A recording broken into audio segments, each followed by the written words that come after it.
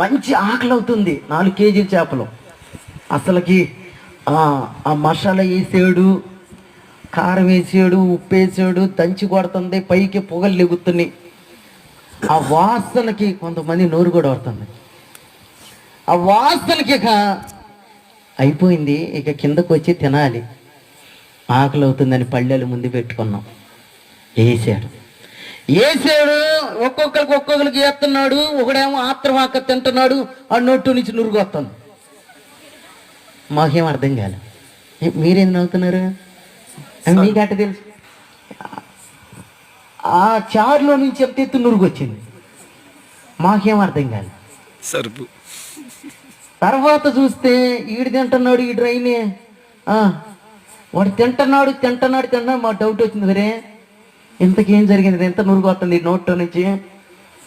వాడు సాల్ట్ అయిపోయి సరిపేసి. మీకెట్ట తెలుసు? మీరు కూడా కూరలో మీ ఆయన కొట్టేది కూరకాడే. అదేందో మనోడికి ఇంటిలో భార్య ఉండిన కూర నచ్చదు. వాళ్ళు వండితే అబ్బా ఇది కూర అంటే. భార్య ఎప్పుడు వండినా కానీ భర్త తిడతా ఉండేవాడంట. ఆఫీస్కి వెళ్ళినాక ఫ్రెండ్ చెప్పాడు, ఒరే నీ భార్యని పొగడరా, ఎందుకంటే కొంచెం డోకరా డబ్బులు వచ్చినంట, ₹1,00,000 నీకు ఎత్తారు, పొగడరా అంటే ఆ భర్త వెళ్ళి ఆ రోజే అబ్బా ఈరోజు కూర ఎంత కమ్ముకొండేవన్నాడంట. అంటే రైన పప్పు కొద్ది తీసుకొని ఇసిరేసిందంట. పనికి మాలినోడ. ఏ రోజు కూర వండినాను నన్ను పొగల్లా, ఈరోజు పని మనిషి వండితే నీకు బాగుంది.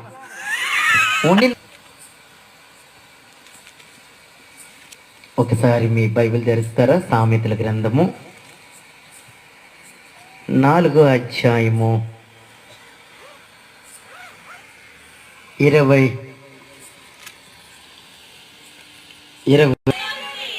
అమ్మా నేను చదువుతాను, ఆపండి అమ్మా. ఆవిడెవరికి చెప్పాడంట పాస్టర్ గారు, ప్రార్థన చేయి మార్తమ్మ, మా మార్తంలో 2 క్షమించనమ్మా. ఎవరు ఆ పాస్టర్ చేస్తే జీవదారులు. నెక్స్ట్ కాబట్టి అన్నిటికంటే ముఖ్యముగా భద్రంగా కాపాడుకొనము బంగారాన్ని. అవునన్నారు, గట్టి చప్పట్లు కొట్టండి. అబ్బా నేనేం చెప్పిన అర్థమైందా? డాష్ అని పెట్టాడు. బంగారం అంటే చప్పట్లు కొడతారా? కాపాడుకోండి, ఎవడు లేపేస్తాడు. అక్కడ ఏముందమ్మా? నీ హృదయం అన్నిటికంటే